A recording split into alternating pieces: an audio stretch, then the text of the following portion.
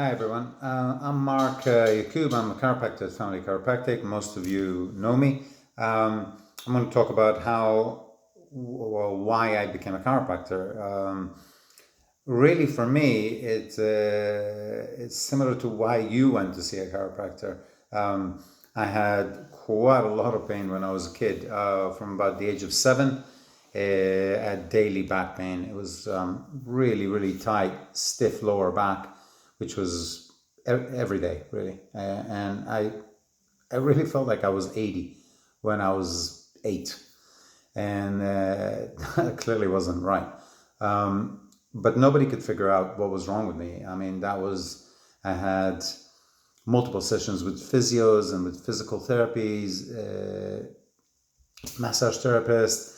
So it's going on for years with absolutely no result whatsoever. Eventually, my mom took me to an orthopedic surgeon when we were living in Israel. And after an incredibly basic examination, which took, to be honest, like 2 minutes, he decided that I had hip problems and that I would eventually need a hip operation. I was 12. And he didn't take x-rays. My mother thought it was ridiculous that he came to that diagnosis without doing any exams or taking any films, and she was right eventually, as we found out. My family moved to the States, and a friend of my father's would see me working at the shop, and I looked really uncomfortable. And he just told my dad that he would take me to his chiropractor. And we really had no idea what a chiropractor was. I'd never heard the word before. And he just said, don't worry about it. I'll take him to my chiropractor and he'll sort him out.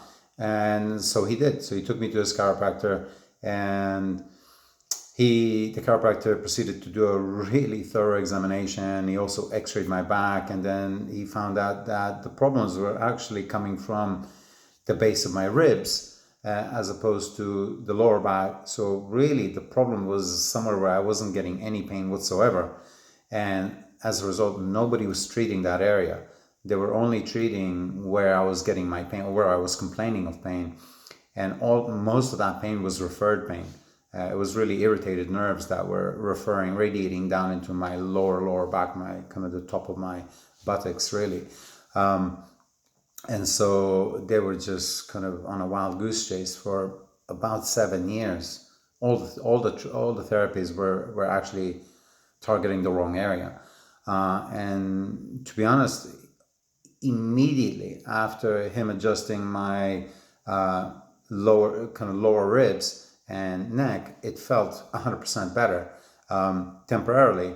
But when I continued with the treatment, it really eradicated my problem. And so, to be honest, it was as I stepped out of my chiropractor's office after the first treatment that I decided that I would become a chiropractor. And so it proved, and I'm really glad that I did that, because I feel like most chiropractors have a very similar story, slightly different, but there's a lot of commonalities, and it certainly helps me to empathize with patients, because I've lived through it myself, and I've had quite a lot of mechanical problems because I've got genetic issues with my back, which predisposed me to having back problems. And so I can understand when somebody's coming in pain. I can, in a way, feel their pain. I've been there, and it helps to communicate with the patient, and it certainly helps to empathize with the patient. And sometimes it's difficult for people because other people can't understand what they're going through, especially when you're getting severe problems like disc problems and radiation of pain. If you haven't had it, it's really difficult to actually get it. Most people will tell you, just take some painkillers and it'll go. And for chronic problems, that just doesn't happen. So I'm really happy that I chose to become a chiropractor, and it's a real joy to get people back on track, and for them to be able to do everything that they want to do. And I've always been, since having regular chiropractic treatment and working on strength, I've always been able to do every sport that I wanted to. It's never hindered me in any way, and it's great to be able to help people to do the same. So that's my story anyways. Okay, take care. Bye-bye.